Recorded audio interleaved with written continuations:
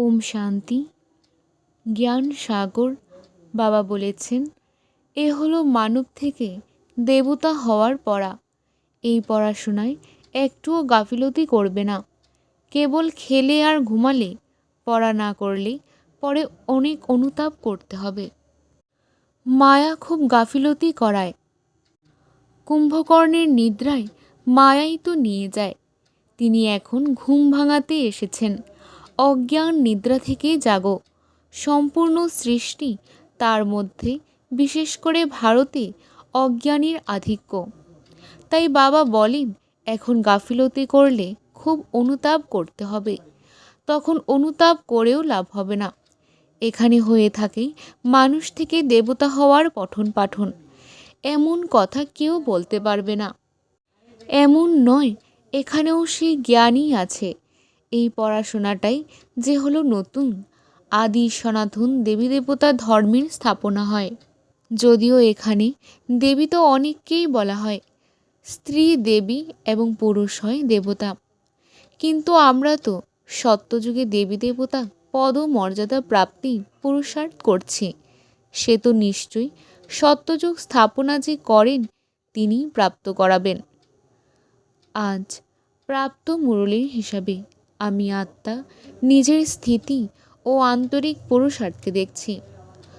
আজ নিজের checking chart নিয়ে চেকিং করার লক্ষ্যে বাপদাদার সম্মুখে আমি উপস্থিত হয়েছি। সারাদিনের সব কাজ সেরে হালকা হয়ে বাপদাদার সম্মুখে উপস্থিত হয়ে শুরু করছি আমার আজকের দিনের চেকিং চার্ট। বাবা বলেছেন, এ হলো মানব থেকে দেবতা হওয়ার পড়া। এই পড়াশোনায় একটুও গাফিলতি করবে না। কেবল খেলে আর ঘুমালে, পড়া না করলে পরে অনেক অনুতাপ করতে হবে। তাই আমি আত্মা চেক করে চলেছি। আমি এই পড়াশোনায় একটুও গাফিলতি করছি না তো। চেক করে চলেছি। বাবা বলেছেন, বুদ্ধি থেকে সব কিছু ভুলে যাওয়ার জন্য জীবিত থেকেই মরতে হবে। একমাত্র বাবার কথাই শুনতে হবে। নিজের উন্নতির জন্য সম্পূর্ণ সমর্পিত হতে হবে। তাই আমি আত্মা চেক করে চলেছি। আমি বুদ্ধি থেকে সব কিছু ভুলে যাওয়ার জন্য জীবিত থেকেই মরছি কি? একমাত্র বাবার কথাই শুনছি কি?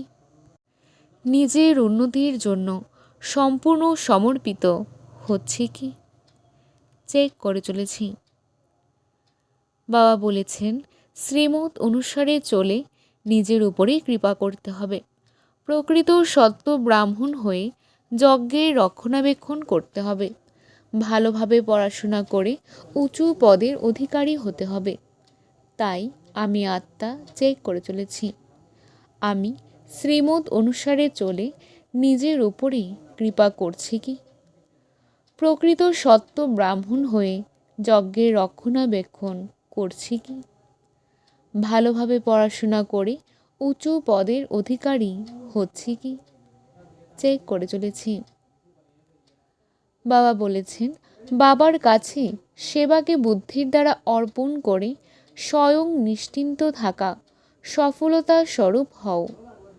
তাই আমি আত্মা চেক করে চলেছি।